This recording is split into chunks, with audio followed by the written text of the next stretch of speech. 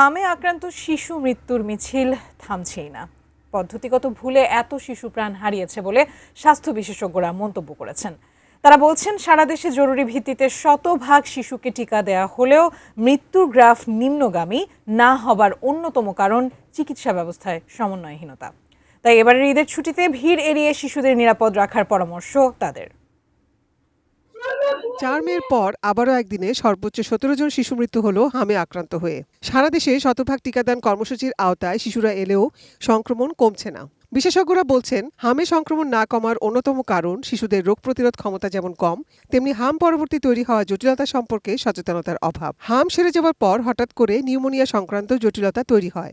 তখন অনেক ক্ষেত্রে শিশুর জীবন সংকটাপন্ন হয়ে পড়ে। এটা সম্বন্ধে যথেষ্ট সচেতনতা ডাক্তার নার্সদের মধ্যে তৈরি করা যায়নি যে এই ধরনের রোগী আসলে তাকে অবশ্যই আইসোলেট করতে হবে, নাম্বার 1। নাম্বার 2 হলো, যেগুলো আমাদের খুব বড় হাসপাতাল, যেখানে অনেক রোগী ভর্তি হয়েছে, সেখানে আসলে জায়গাই ছিল না। দেখা গেছে একটা বিছানায় 2-3 জন বাচ্চার সাথে মা থাকছে, অন্যরাও আসছে, এমনকি অন্য বাচ্চারাও আসছে। তো সব মিলিয়ে আইসোলেশনের জায়গাটা আমাদের এবারে ঠিকমতো হয়নি।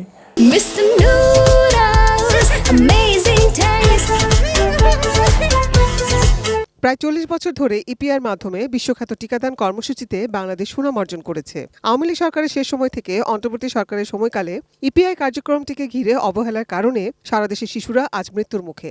সুতরাং আমাদেরকে কিন্তু সামনের দিনগুলোতে যদি আমরা টিকা একইভাবে না দিয়ে যেতে পারি, তাহলে এবারে যেরকম এটা হয়েছে, সামনে ডিপথেরিয়া আছে, কালাজ্বর আছে, ম্যালেরিয়া আছে, জলাতঙ্ক আছে, এরকম অনেকগুলো রোগ আছে যেগুলো আমাদের হতে পারে।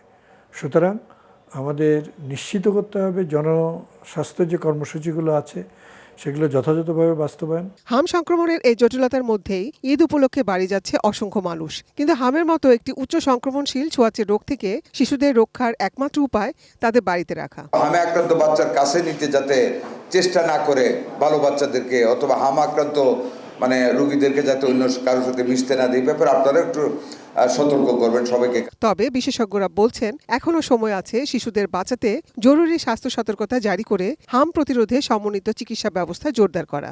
একেবারে গা ঝাড়া দিয়ে উঠে একটা একেবারে দিক বিবেচনা করে কিছু কার্যক্রম নেওয়া উচিত। আর আমরা বাচ্চার মৃত্যু দেখতে চাই না। নাজিয়া আফরিন, 18 নিউজ, ঢাকা।